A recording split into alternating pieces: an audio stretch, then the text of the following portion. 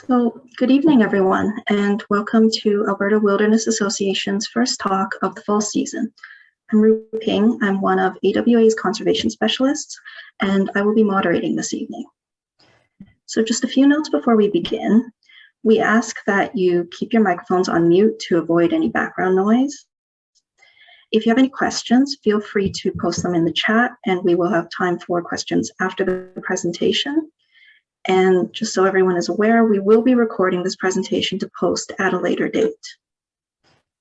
So I would first like to acknowledge I'm speaking to you from Calgary on Treaty 7 lands, and that these lands are the traditional territories of the Blackfoot Confederacy, as well as the Stoney Nakoda and the Tsuut'ina Nations. These are also the lands of the Métis Nation of Alberta, Region 3. I want to take this time to acknowledge their stewardship of this land, past and present, and also our continuing responsibilities towards reconciliation. Our speaker for this evening is Livio. Livio's expertise is in GIS data management, remote sensing, and climatology. He is a key member of a team working on the mapping and analysis for the Alberta Prairie Conservation Forum. Livio was one of the main authors of the State of the Prairie Technical Report and the recent occasional paper, The State of Alberta's Prairie and Parkland Implications and Opportunities. He also teaches the occasional course at the University of Alberta and at Metro Continuing Education in climatology and climate change and in scientific and introspective photography.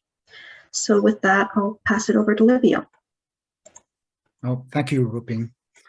And thank you everyone for joining me tonight and for this talk.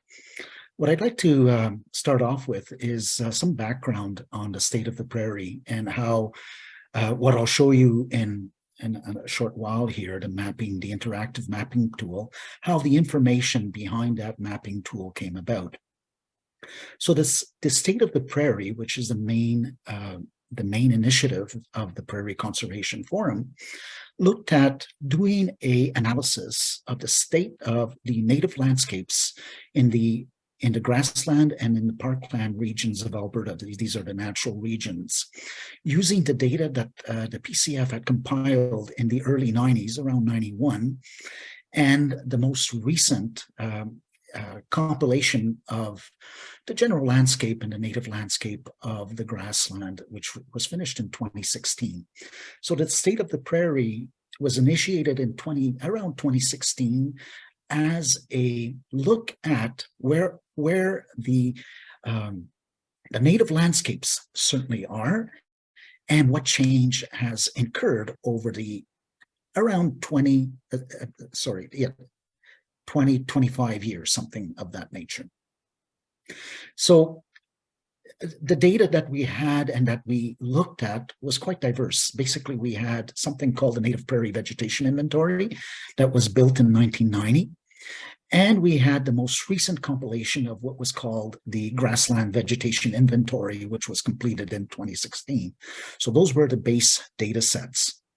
Those data sets were also supplemented by a couple of other data sets from Agriculture and Agri-Food Canada. And this was their basically remotely sensed data sets that they've compiled on a decadal basis, 1990, 2000, 2010, and they've just completed one for 2020, which we'll look at the end of this presentation.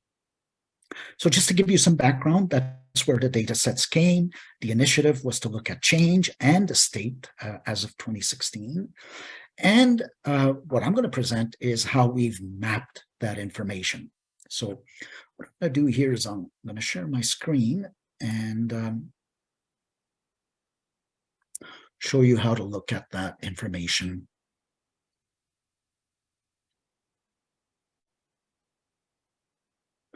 So hopefully everybody can see that. So I'm in a Google search engine.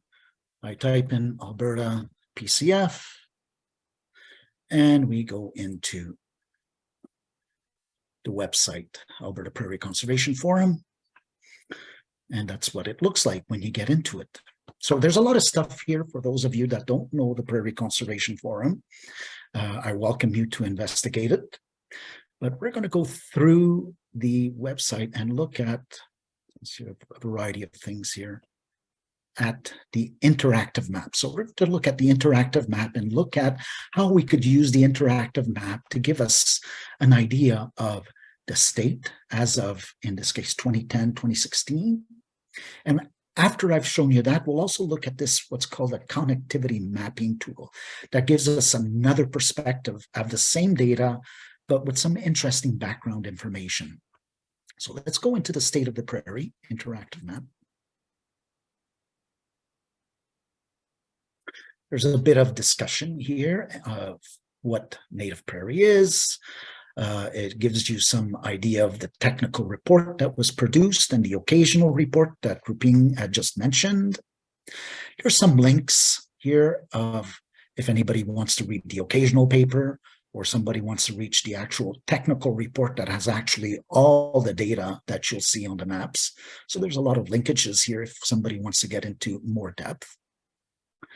And just hold on a second here. Here is the map. Let me just size it here so that we have the information.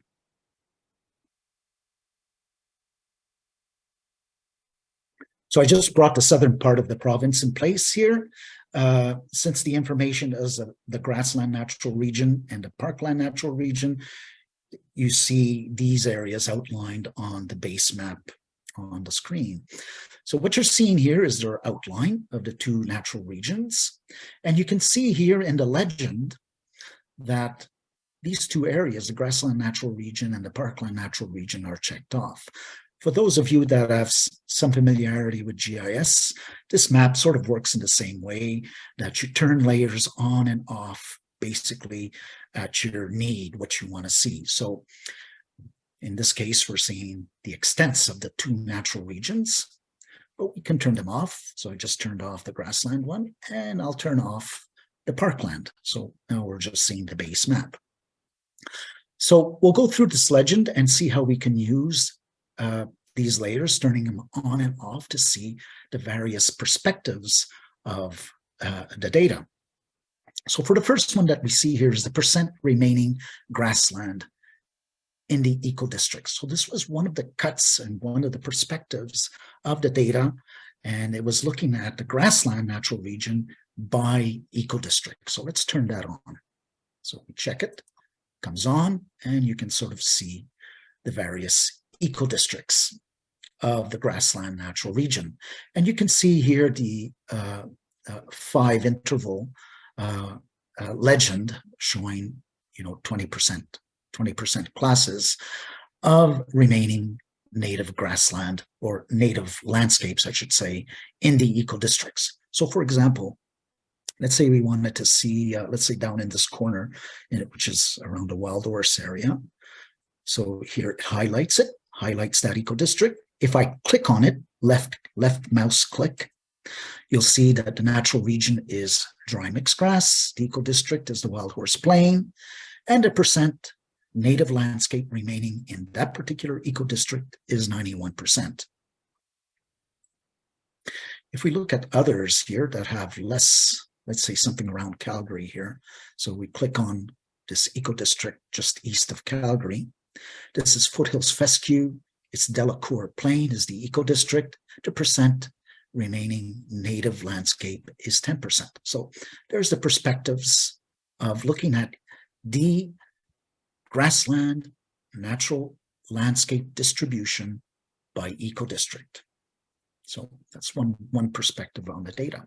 We'll turn that off, so click it off, and we'll go down to our next one, percent change in the grassland eco-districts. So let's say I turn that on.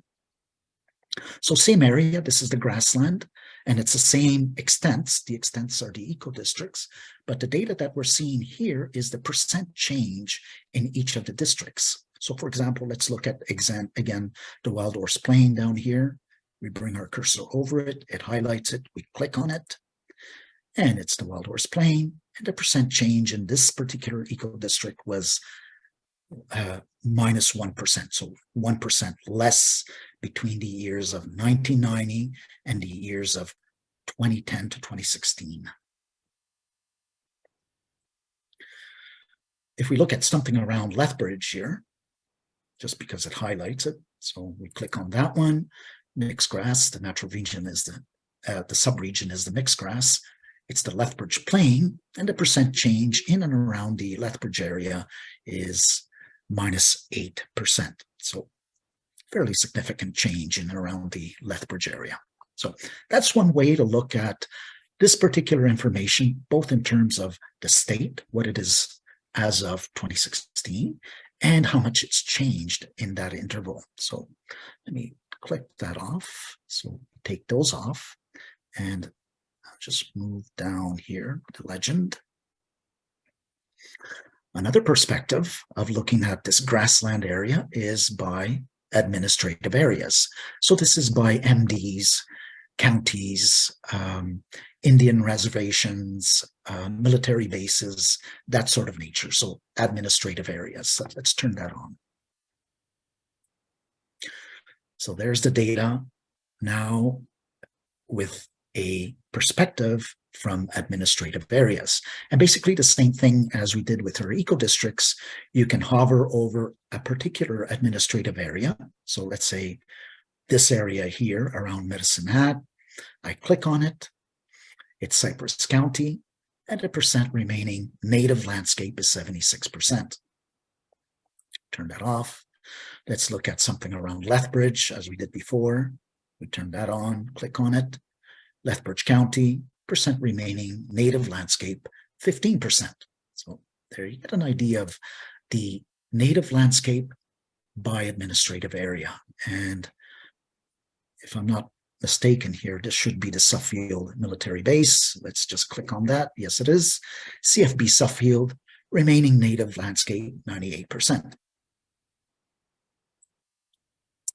So there you sort of see the color coding for the legend as represented by the map, and it's by administrative areas for the grassland. Now let's move further down in the legend. Now we're going to move, sorry, let me just turn that off, actually, turn off the administrative areas for the grassland. So it's a good practice here that once you've seen your information, turn it off so that it doesn't get confused with other layers that you're going to bring up. So let's go look at the parkland. As I mentioned earlier, the e-analysis was not only for the grassland natural region, but also for the parkland natural region. That basically comprises the grassland biome of Alberta. So let's turn on the parkland eco-districts. There's the parkland. Parkland eco-districts, and you can sort of see the color coding symbolized by the legend here. Similarly, as we saw with the grassland, you can hover with your mouse over any one of these eco-districts and get an idea of basically what's the eco-district. For example, that one there, it's the sub-region is Central Parkland. The eco-district is the Sedgwick Plain. The percent remaining native landscape is 12%. As you can see, given this color, given this brownish color, the percent remaining native cover over the parkland is relatively low. One of the higher areas is this area here. Let's click on it. This is the Ripstone Plain, and there's 71%. So this encompasses the area of the Wainwright Dunes and those areas there. And let's just look at this area west of Calgary. So this encompasses the Indian Reserve and some of the ranch lands just southwest of Calgary. So this is the Black Diamond Upland. The percent remaining is 49% west of Calgary in that eco-district. As we did before with the grassland, we'll turn off the parkland eco-districts and turn on the administrative areas. Just bring this down a bit here.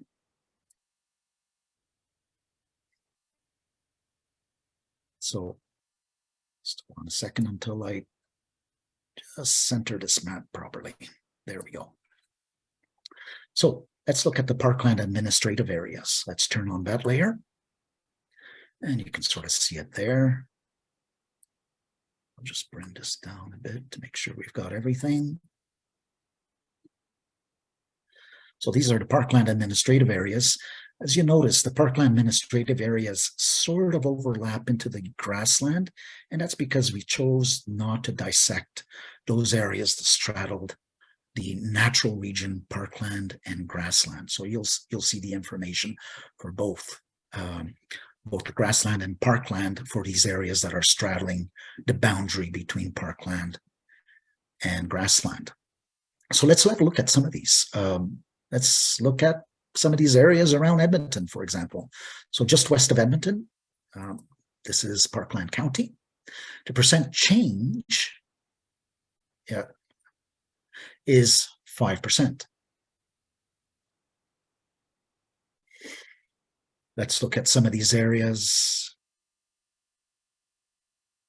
west of Calgary, southwest of Calgary. Kananaskis ID, percent change 0. This area around Calgary, Rocky View County, percent change -8%. So I sort of got ahead of myself here. I'm showing you change. I'm going to turn off the change and show you the administrative areas in terms of the state as of 2010, 2016. Again, similarly as I did before, let's look at this area. This is the Special Areas 4. Special Areas 4, as I said, straddles both the grassland and parkland. Percent remaining is 86%. This area, let's go east of Edmonton here. Strathcona County, percent remaining 13%. I think, if you start looking at this in some detail, you'll see these areas around the cities of Edmonton, Calgary, possibly even Lethbridge. You'll see that the change have relatively higher number, in other words, more loss of native landscapes than these sort of areas that are very rural and so on. Especially the areas that are not agriculturally intensive, where the landscape may not be amenable to any kind of agriculture. They tend to have much more native landscape and, of course, lesser change. So those are the parkland administrative areas. I'll turn those off. And at the bottom here, I'll just move it. You'll notice that there's 3 layers that are on, which are the cities. And you can see the cities here are all outlined. There's the provincial border, and there's the provincial border. And I'll just leave the mask the way it is. So there it is. The interactive map is actually very, very straightforward to use. And it provides information at the levels that I've shown you. Now, the map is showing you information at the eco-district level and at the administrative areas level. The data, of course, goes a lot more in depth. In fact, if we look at GVI, the polygons in GVI are minimum of 2 hectares. So there's a lot of information that's in the database that's been compiled as part of the inventories, but is not shown at the map. This is a very high level view of the information at the eco-district and, as I said, at the administrative areas level. So that's the interactive map. What I'm going to do now is show you the same information, but with a lot of other contextual information. So this map is really focused on the state of the prairie and the kind of information that we were compiling in terms of change, in terms of state, and so on. And it's very dedicated to that purpose. What I'm going to do is I'm just going to go back to the main website of the PCF. As I said, the way to get into the PCF website is Alberta PCF, and you get into the website. So let's look at this connectivity mapping tool. Okay, we'll look at it from our state of the prairie perspective, but you'll see that there's a lot of other things that this mapping tool can be used for. So let me just click on that, and let's explore the map. So same thing, here's Alberta, and I'll generally focus into the southern part of the province, the southern half. And you can see what you've got here. There's a lot more layer types besides state of the prairie. I'll show you state of the prairie, but I want to show you some other things that are quite interesting. So we've got some natural type layers, watershed boundaries, hydrology, admins, GVI, and PVI. As I mentioned, NPVI is the early 90s inventory, and GVI is the most recent, completed in 2016. There's administrative layer types. Just click on that, and you can see what these are. Access, land use management. Here's our state of the prairie, by the way, and so on. And then there's another one that has plants and animals and a variety of ecological type information that's in here. And you can investigate this at your pleasure. And there's a lot of information here. I'm not going to go through all of it tonight. All I wanted to really do is show you how this connectivity tool will show you, say for the administrative areas, our state of the prairie data. See? The state of the prairie data that we just saw in the interactive tool. So let's have a look at it here. So as you can see, basically, the same type of distinctions. The parkland eco-districts, the parkland administrative areas, the grassland eco-districts, the grassland administrative areas, and so on. So if we were to click, for example, on the parkland eco-districts, just the first layer here, we'll click on that. And here are the parkland eco-districts. So very similar looking to what we had seen before. I mean, it's the same data, so it has to be fairly similar. And the way to look at this data is, again, you hover over it. Here you don't click, but it will show you percent change. In this case, it was percent change. Yes, so it's this particular area. It doesn't tell you what eco-district it is in this version of the data, but you see this area has 2% change. In other words, the native landscape decreased by 2%. This area around Edmonton decreased by 3%, and so on. You can still see all the different changes and so on by eco-districts. So we can turn that off, and we can let's look at the remaining percent remaining in the grassland. Let's look at this one here. This is percent remaining in the grassland admin areas. So we sort of looked at this in the other version of the map. Here's the Suffield area, this CFB Suffield. Percent remaining is 90, what is that? 98%. So it's the same data as we saw before. Here's Cypress County, 76%. Notice that as I hover over these particular areas, we don't get the detail in terms of, oh, what are we looking at? Is it Cypress County? We're not sure here unless you know the outline of it. But you know the area, and that particular area has got 76% native landscape remaining.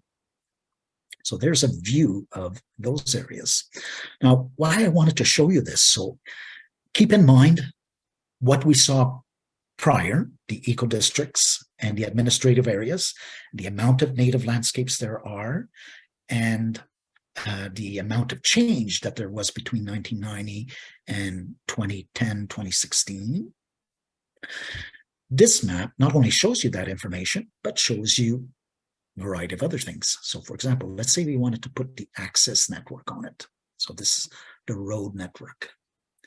So here's paved roads, for example. Here's the paved roads. Here's the gravel roads. This will be a bit more dense. There's the gravel roads. Of course, if you zoom into these particular areas, so let's zoom in into let's say Calgary here. The information and the detail becomes a lot more fine, as you can see,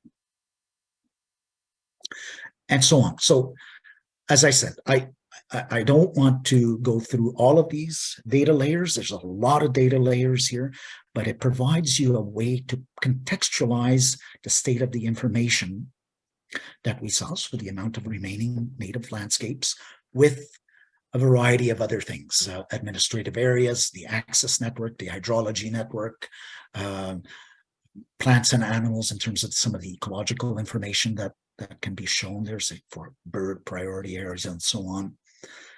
So that's it's a cool way, it's a neat way to put the data into some sort of context.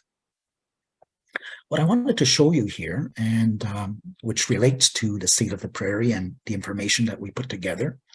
So as you saw, the state of the prairie is visible here. It's under administrative, as I showed you. Here it is. But I want to show you this other drop-down menu here, and it shows you the GVI. GVI is the go-to landscape inventory for sites, for lenticlotic types, site types, and so on. So in terms of native landscapes, this is an indispensable data set. So let's have a look at some of that. So for example, there's 3 here. One is a lenticlotic depiction of the landscape. The second one is sites. And here you have to sort of know a little bit about GVI and how it was compiled, what determines a site and so on. There's a lot of it is based on soils, but it does distinguish between native and anthropogenic sites. And there's something called native prairie, which I invite you to look at. So let's just look at the lenticlotic, for example. So let's turn that on. In this area with Calgary and east of Calgary. So that's the data set. So that's the GVI data set for lenticlotic. So let's zoom in, because this data set is quite dense, and you need to look at the landscape in quite closely in order to make sense of the information. Okay, so this is as far as I can go in here. So for example, this particular area, well, let's see here. Just here's Lake Chestermere, just sort of east of that. All right, so let's have a look at it. So in this particular, looks like a quarter section, 0 lenticlotic, for example. Let's look at this area here, 0% lenticlotic. Let's look at these particular areas here, 100%. Let's look at this area, 10%. So you can see that this information is provided to you in a polygon area. So the polygons depicted by these small little ponds and sloughs and so on are showing up as 90 or 100%. This particular area, it's probably had a very small area of some wetland and so on, and it shows up as 10%. So there's a perspective of the data set, and this is the data set that went into producing the state of the prairie at the GVI level. Let's turn that off. And let's look at the sites. Here's the sites. So these are sites. These are upland sites, mostly associated with soil types, soil landscapes. So let's have a look at those. So you can see that these sites, and it's showing the information as a percent grass or herbaceous. In this polygon here, 75%. Adjacent to that is 0%. So obviously this is an agricultural field, and this, hard to say what it is. You sort of need an image in order to distinguish exactly what's going on in that particular polygon. As I turn off the GVI, remember that the percent change that we were seeing in state of the prairie was based on the 1990 data compared to the 2010-2016 data. That 1990 data is based on NPVI, which stands for Native Prairie Vegetation Inventory. So this was the first inventory done by the PCF to look at how much native landscape was left in the grassland natural region. And that information can be seen this way. Let's turn it on. Notice that it's much more squarish and blocky. This inventory was not a polygonal inventory, at least not in the ordinary sense of polygons, but it was a quarter section inventory. So what you're seeing here is quarter sections depicted by how much native vegetation, or sorry, I should say native landscape is on a particular quarter section. You can see here there's 5%. You go over here, there's 4%, and so on. Here there's 3. Oh, sorry, my mistake here. This is categories of the native vegetation inventories. There were 5 categories, and each were, if I remember correctly, in 20% intervals. So this is category 3 of native prairie vegetation index and so on. So if you look in, let's move it over to Calgary here. There should be category 5, which would probably be 0 over Calgary as native prairie. As you move east of Calgary, it moves into the lower numbers, category 4 and so on. So a lot of this is very interactive. I welcome you to look at this information for whatever area that you're interested in. As you can see, it can get quite detailed if you're looking at the actual inventories. If you're looking at the analyses that were done, the State of the Prairie gives you some summary numbers in terms of administrative areas or eco-districts and so on. And in this particular tool, you can look at superimpose the hydrology, watershed boundaries, whatever you need to contextualize the information with in terms of these more base layers. So those are the mapping tools that are available to you, and they're on the Prairie Conservation Forum website. Please use them at your discretion. And what I want to show you next is, as I mentioned, the data sets that were produced were from 1990 and 2010, 2016. So that was the 2 endpoints. And we recently had a delivery from Agriculture and Agri-Food Canada for the 2020 data set. So this is the most recent data set that's been produced by the federal government. So I want to show you that information. Now, I'm not going to show it to you in a mapping context, but I just want to give you an idea of, how much change are we looking at in terms of from 1990 to 2020 in terms of native landscapes. So let me turn that on for you. Hopefully you can all see that. And I'll put this in slide mode. So just have a look at this slide. This is land use change between 2020 and 1990. So 1990 is what we were seeing in the State of Prairie, and 2020 is our most recent data set. And this is for the Grassland Natural Region. So what I'd like to show you here first is the total percentage for the Grassland Natural Region. The total percentage in terms of the state of the landscape, the native landscape, was 49% in 1990 and is now 47.7%. So you may say, well, there's not that much change, like we're looking at 1.3% or something like that. So there's been a diminution, a lowering of the landscape.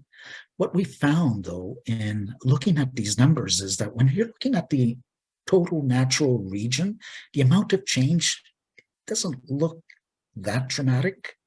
It tends to be more emphasized and more acute when you look at smaller areas, either the eco-districts or the administrative areas.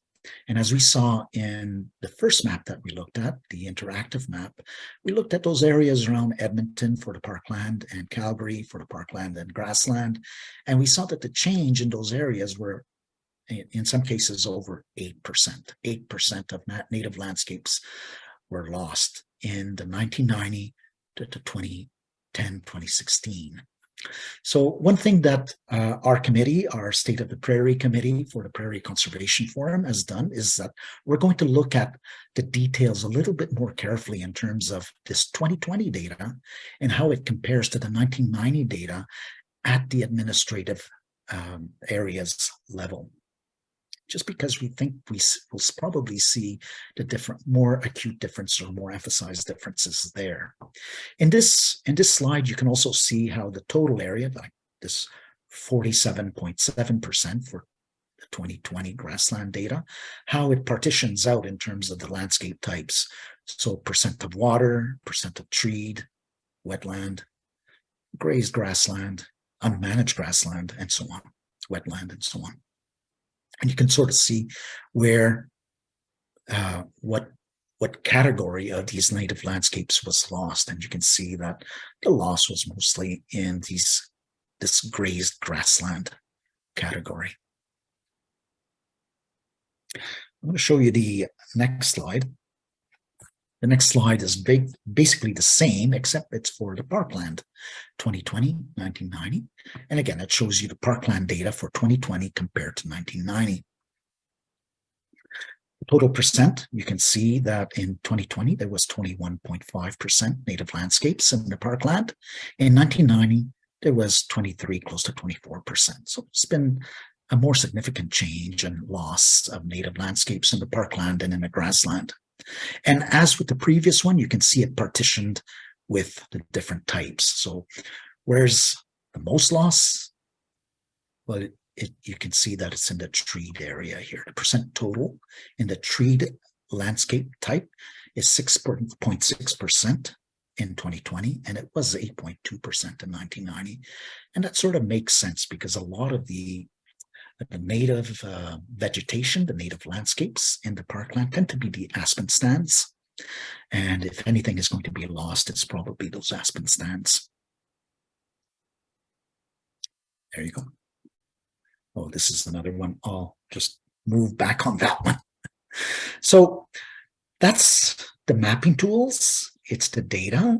I've shown you two mapping tools, one which is specific to the state of the prairie, another one that has the state of the prairie data embedded amongst a variety of other information types. And very easy to use. Yes, you turn the layers on and off. Remember to turn off a layer when you're moving on to another layer so that you don't get confused with what are you really seeing on the map. One proviso and caveat about the data, especially the state of the prairie, I think I mentioned before, and I will mention it again, is that it is at a fairly small scale. We're looking at large areas. We're looking at administrative areas of counties and MDs and so on. We're looking at eco-districts, which are fairly large. So for operational purposes, these are more strategic. For operational purposes, they give you an idea of where the loss is and where more of the loss is in the native landscapes. In order to look at the information in detail, say at a quarter section or at 2-hectare polygons, one would have to go right to the data and analyze the data itself. So as we saw with the GVI and the Native Prairie Vegetation Inventory, the GVI is showing you polygons at a 2-hectare level.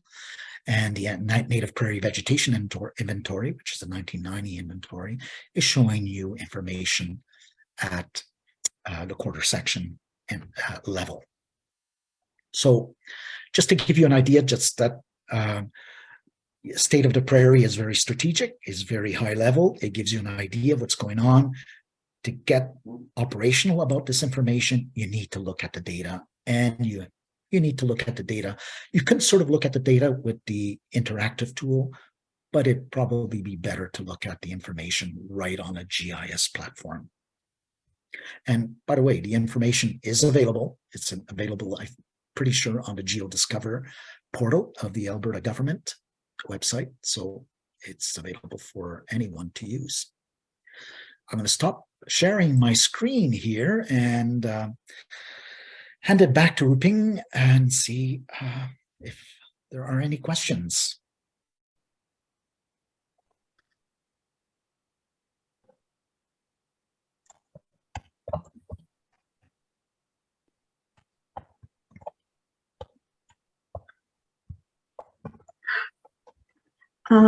Yeah, thank you, Livio, for that look at our prairies and grasslands.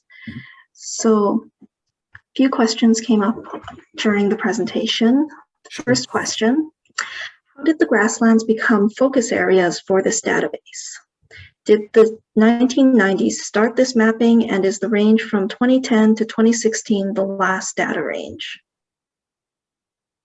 Okay, so I think I've answered the question by presenting the 2020 data. So now we have three slices of that information. So 1990, we have, say, 2010, and now we have 2020. So the 2020 is analyzed at the level that I showed you in the two last slides, but we haven't done a detailed analysis of that information yet. Although the committee is going to analyze that information at the administrative areas level. Although there's even talk of going even more in depth to look at change between what we saw and what I presented on the interactive maps between 1990 and 2010, 2016, and the most current data set. So stay tuned, I would say. Second question is, what happened to all the parkland? What happened to all of the parkland? You mean that it's only about 21% native landscape? Is that? Assume, Jennifer, if you wanted to clarify.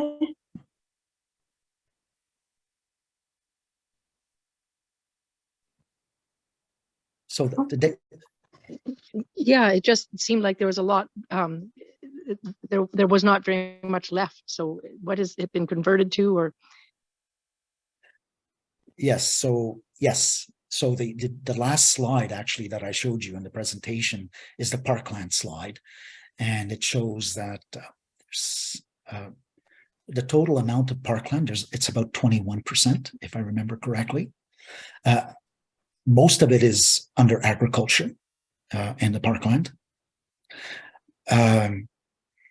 The current loss between 1990 and 2020 seems to be in the aspen stand areas. I mean, the parkland is treed. There is native grassland, the fescue grassland, and the parkland, but these are not the areas that are being converted. It seems like the areas that are being converted into agricultural areas are the aspen stands. It seems like that, although I'm just going with what the data is showing me. It would require a more in-depth analysis. But you're right, there's only 20% more or less left. I mean, you've got the best soils in the province in that area, so a lot of it has been converted. And whatever is left, by the way, and if you look at the maps and you see where there's high concentrations of native landscapes, are non-productive landscapes. For example, the Wainwright sand dunes, in the east part of the parkland and so on, where agriculture is not feasible and it's been basically left considered non-productive. But native landscape, though. Oh, I should mention also that as we saw with CFB Suffield having a high percentage of native cover, which is normal, same thing happens in CFB Wainwright, which is in the parkland, and it also shows a native landscape cover of over 90%, something like 93%. So that's where all the native landscape land is. And most of the other areas are under agriculture. So if you need a reason to support the military, could you recap a bit of how and by who the information was sourced or collected for the data sets? And is this a government project or a nonprofit project or collaboration? Okay, the main data sets, as I've mentioned, are the Grassland Vegetation Inventory, GVI, and the Native Prairie Vegetation Inventory that was done in 1990. Those are Government of Alberta data sets. We also used the federal data sets called Agriculture and Agri-Food Canada data sets for 1990, 2010, and the most recent one for 2020. So those basically are the data sets that have been used. 3 of them are federal data sets and 2 of them are provincial data sets. Okay, thank you. Yeah. In your final slide, can you comment on the increase of barren land from 0.1 to 1%? Can I just look at that for a sec?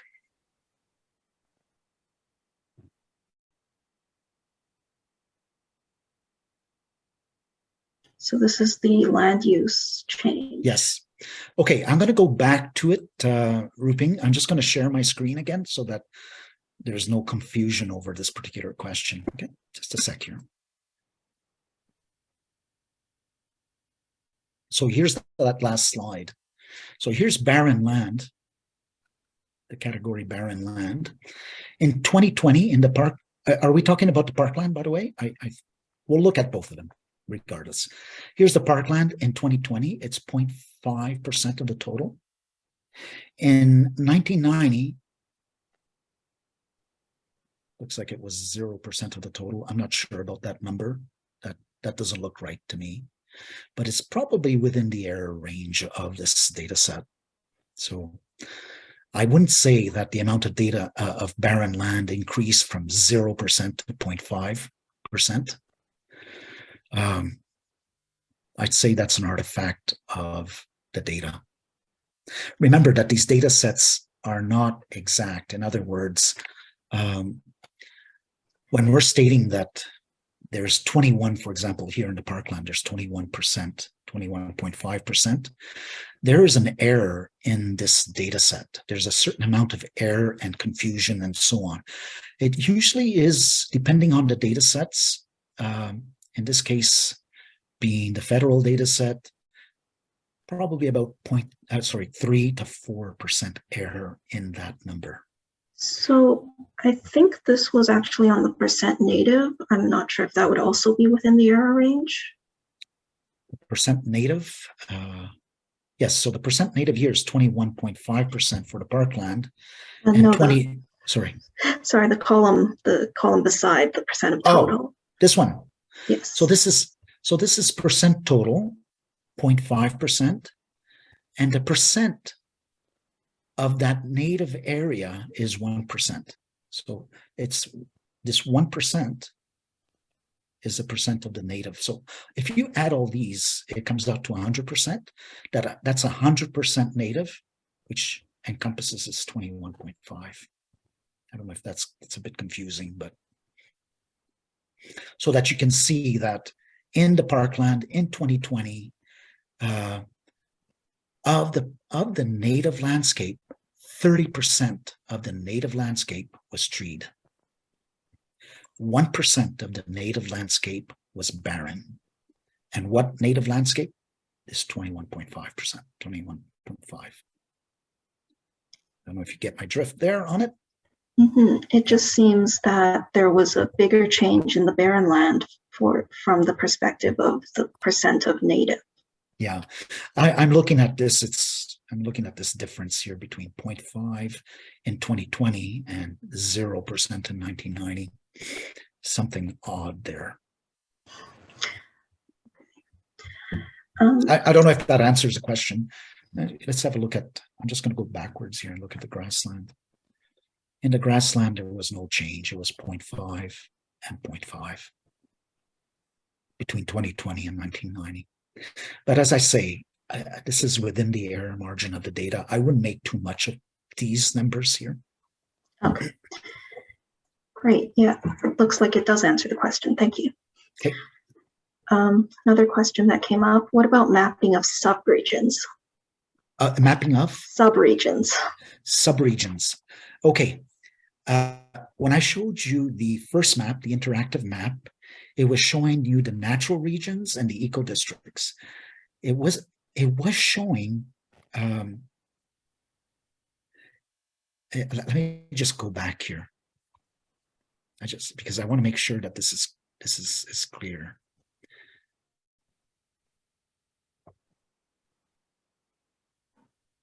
So here's the eco districts. So there's the eco districts, right? You're not sharing your screen at the moment. I'm not sharing, sorry. Hold on a sec.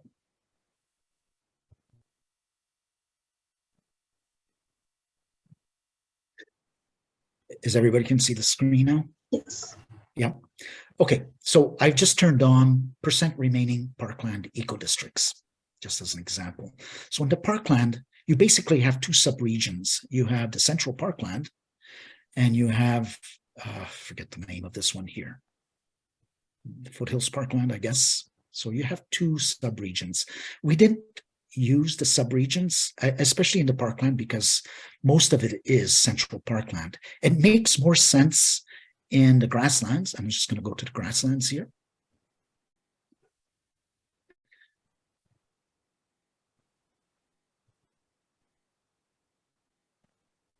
There we go. So again, here we're mapping the eco-districts, but within the eco-districts, you can sort of get an idea that the natural, and this is an error here, I noticed, this is a natural subregion of this eco-district is the dry mixed grass. But the dry mixed grass is not mapped in its entirety.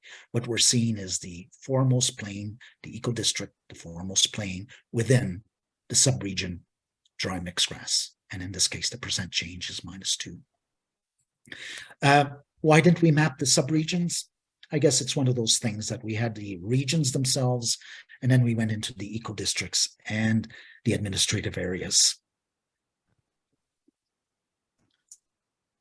There was no logical region not to map the subregions. I forget exactly what the rationale behind that was, but we just jumped over the subregions. I'm going to unshare my screen again. There we go. So it looks like that's it for questions. Any last thoughts for anyone? Okay. Well, thank you for presenting, for walking us through how to use the map and showing us the analysis of how things have changed in the grasslands and parklands. If there are no more questions, then we will probably end for today.